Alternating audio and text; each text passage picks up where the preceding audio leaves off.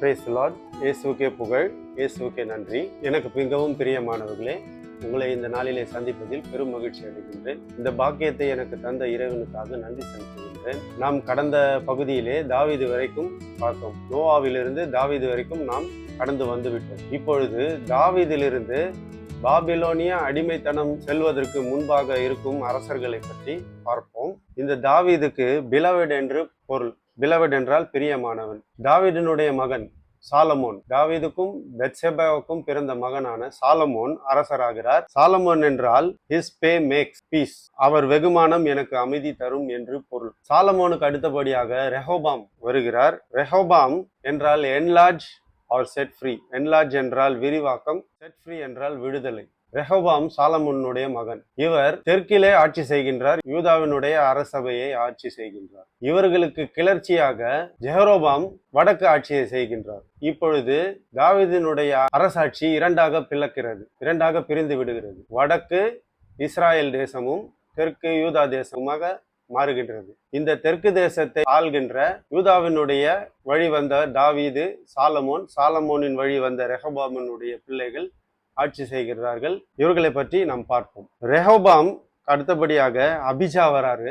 அபிஜா என்றால் my father is யாவே, யெகோவா என் தந்தை என்று அர்த்தம். அபிஜாக்கு அடுத்தபடியாக ஆசா வருகிறார். ஆசா என்றால் த ஹீலர் ஆர் த பிசிஷியன். ஹீலர் என்றால் குணமாக்குபவர், பிசிஷியன் என்றால் மருத்துவர். ஆசாக்கு அடுத்தபடியாக யோசபாத் வருகிறார். யோசபாத் என்றால் the one whom the Lord has judged, தேவனால் நியாயம் தீர்க்கப்பட்டவர் என்று பொருள். யோசபாத்துக்கு அடுத்தபடியாக எரோஹாம் வருகிறார். எரோஹாம் என்றால் exalted or whom the Lord has raised up, அப்படி என்றால் தேவனினால் உயர்த்தப்பட்டவர் என்பது பொருளாகும். எரோபாமுக்கு அடுத்தபடியாக ஆசாயா வருகிறார். ஆசாயா என்றால் the Lord took hold of me, தேவன் என்னை தாங்கி கொண்டார் என்று பொருளாகும். ஆசாயாக்கு அடுத்தபடியாக யோவாஸ் வருகிறார். யோவாஸ் என்றால் the Lord is strong, தேவன் வலிமை மிக்கவர் என்பது பொருள். யோவாஸுக்கு அடுத்தபடியாக அமசாயா வருகிறார். அமசாயா என்றால் mighty is Yahweh, யெகோவா வல்லமை மிக்கவர் என்பது பொருள். அமேசாக்கு அடுத்தபடியாக ஹுசாயா வருகிறார். ஹுசாயா என்றால் strength of Yahweh or strength in Yahweh, யெகோவாவின் வலிமை, யெகோவாவில் வலிமை என்பது பொருள். உசாயாக்கு அடுத்தபடியாக யோதாம் வருகிறார். ஜோதம் என்றால் the Lord is perfect, இறைவன் மிக சிறந்தவர் என்று பொருளாகும். ஜோதாமுக்கு அடுத்தபடியாக ஆசா வருகிறார்.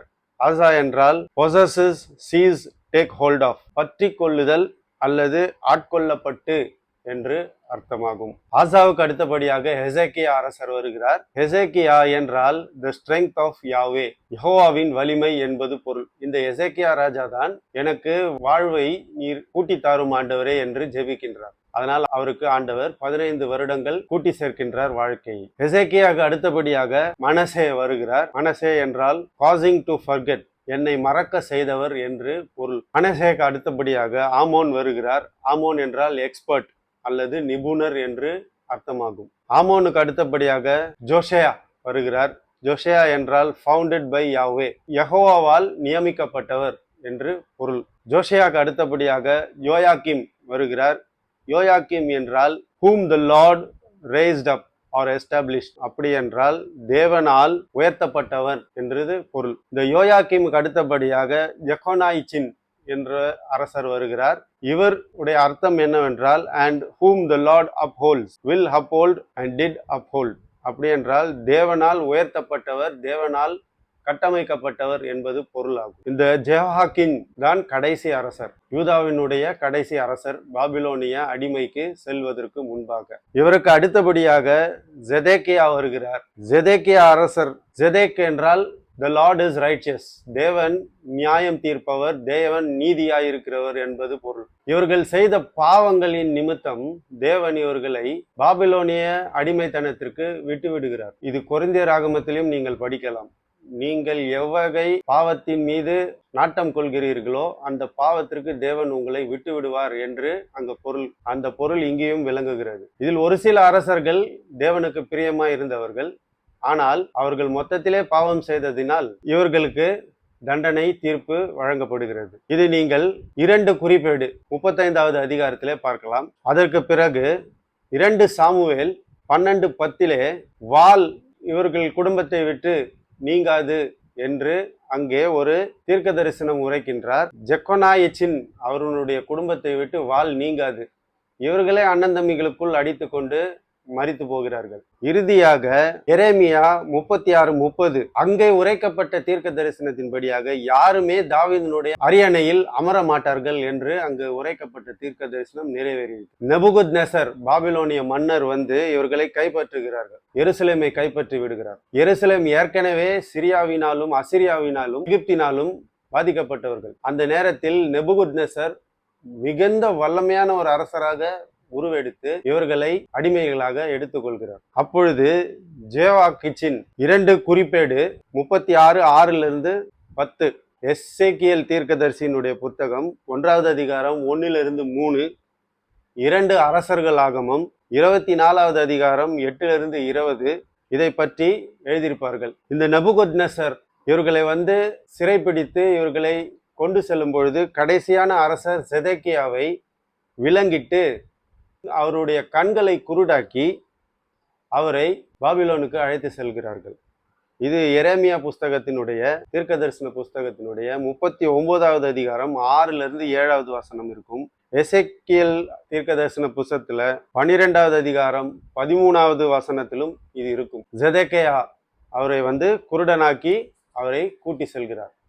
இத்துடன் அவர்கள் பாபிலோனிலே 400 வருடங்கள் அடிமைகளாக இருக்கிறார்கள். ஏற்கனவே அவர்கள் கானான் தேசத்திலே ஏகப்பட்ட பஞ்சத்தினாலே அவர்கள் எகிப்துக்கு சென்று அங்கு ஒரு 490 வருடங்கள் அடிமைகளாக இருந்திருக்கிறார்கள். மீண்டும் அவர்கள் கானான் தேசத்தை ஆட்சி செய்ய ஆண்டவர் கிருபை பாராட்டினார். ஆனால் அவர்கள் எங்களுக்கு தனியாக ஒரு அரசர் வேண்டும் என்ற காரணத்தினால் சவுலை அரசராக தேர்ந்தெடுத்து பிறகு தாவீதிலிருந்து செதேக்கியா வரைக்கும் அரசர்கள் ஆண்டார்கள். ஆனால் இந்த அரசர்கள் யாருமே ஆண்டவருக்கு பிரியமானவர்களாக இல்லை, மக்களையும் நேர் வழியில் நடத்தவில்லை.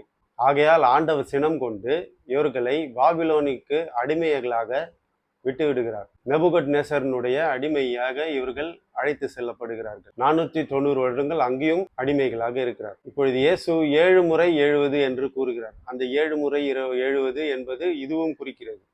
490 வருடங்கள் அடிமைகளாக நீங்கள் உங்களுடைய சுய இன்பத்திற்கு அவர்கள் இருப்பீர்கள் என்று அங்கே வாக்குரைத்திருக்கிறார். இத்துடன் இந்த அரசர்களுடைய புத்தகம் முடிகிறது. இதன் பிறகாக அவர்கள் பாபிலோனிலே அடிமைகளாக இருந்து அங்கிருந்து புறப்பட்டு மீண்டும் வருகிறார்கள். அதை பற்றி அடுத்த பகுதியிலே பார்ப்போம். நன்றி மக்களே. இப்பொழுது நாம் இருதயங்களை ஒன்று கூட்டுவோம். என் தேவனாகிய கர்த்தாவே, இதோ உமது பரிசுத்தமான வார்த்தைகளின்படி உம்முடைய மூப்பர்களை பற்றி நாங்கள் அறிந்து கொண்டோம். இதிலே எங்களுக்கு நீர் சில விஷயங்களை காட்டியிருக்கின்றீர், சில தீர்க்க தரிசன உரைகளை எங்களுக்கு அறிவித்திருக்கின்றீர். நாங்கள் இதை கற்றுக்கொண்டு உண்மையில் உமது வழியை நாங்கள் நாடவும் தேடவும் எங்களுக்கு பாக்கியம் தர வேண்டுமாய் ஜெபிக்கிறோம். எங்களை இந்த வாரம் முழுவதும் நீர் பாதுகாத்து ரட்சிப்பீர் என்ற மிகுந்த விசுவாசம். எல்லா துதிகன மகிமையும் உமக்கே செலுத்துகிறோம். எங்கள் ஆண்டவரும் இரட்சகருமான இயேசுவின் நாமத்தில் ஜெபிக்கிறோம், ஜெயம் எடுக்கிறோம் நல்ல பிதாவே, ஆமென். Praise the Lord. அடுத்த பகுதியில் சந்திப்போம் நண்பர்களே. நன்றி.